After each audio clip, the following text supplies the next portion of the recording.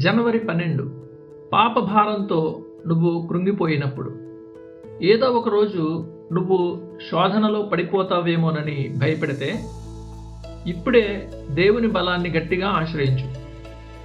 శోధనను ఎదిరించడానికి నిన్ను నీవు బలపరుచుకో.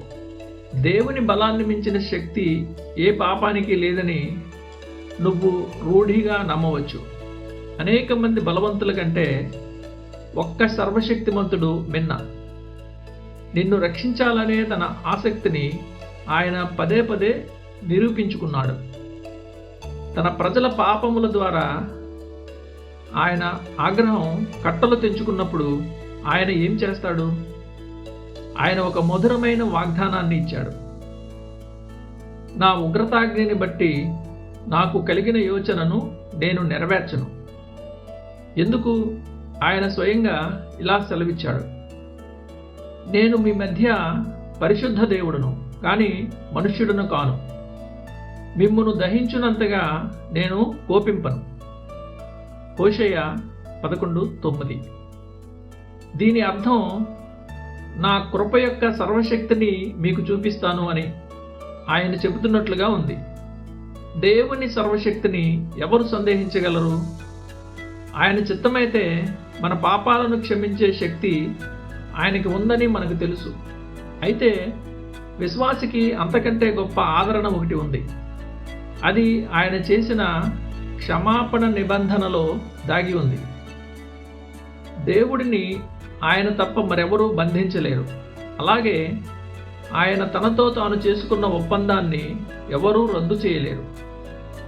ఆయన స్వయంగా పలికిన మాటలు ఇవి, ఆయన బహుగా క్షమించును. యెషయా 55:7. మరో మాటలో చెప్పాలంటే, నీ పాపాలను నా కృపలో ముంచివేస్తాను. నీ కీడు నా మేలును జయించిందని ఎవరు అనకుండా నిన్ను రక్షించడానికి నా సర్వస్వాన్ని వెచ్చిస్తాను.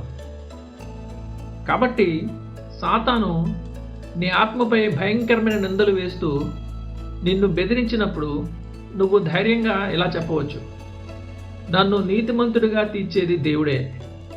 నేను ఆయనకు లోబడితే నా జీవితాన్ని పునరుద్ధరిస్తానని ఆయన వాగ్దానం చేశాడు. ఆయన ఎప్పుడైనా తన మాట తప్పాడా?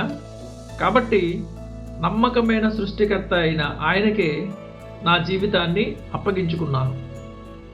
శోధన ఎదురైన రోజే నువ్వు విజేతగా నిలుస్తావని నమ్ము. నువ్వు కష్టాల లోయలో పోరాడుతున్నప్పుడు నీ తండ్రి నిన్ను నిశ్చితంగా గమనిస్తూనే ఉన్నాడు. నీ ఆపద మొర వినగానే ఆయన నీ దగ్గరకు పరిగెత్తుకు వస్తాడు. శత్రువులు చుట్టుముట్టినప్పుడు యెహోషాపాతు దేవునికి మొరపెట్టగా యెహోవా అతన్ని విడిపించాడు. 2వ దినవృత్తాంతములు 20వ అధ్యాయము. నువ్వు దిక్కుతోచని స్థితిలో ఉన్నప్పుడు కూడా ఆయన సహాయం నీకు అందుతుందని నిశ్చింతగా ఉండు. ఆయన వాగ్దానాన్ని తరచుగా గుర్తు చేసుకో. పాపము మీ మీద ప్రభుత్వం చేయదు. రోమీయులకు రాసిన పత్రిక 6:14.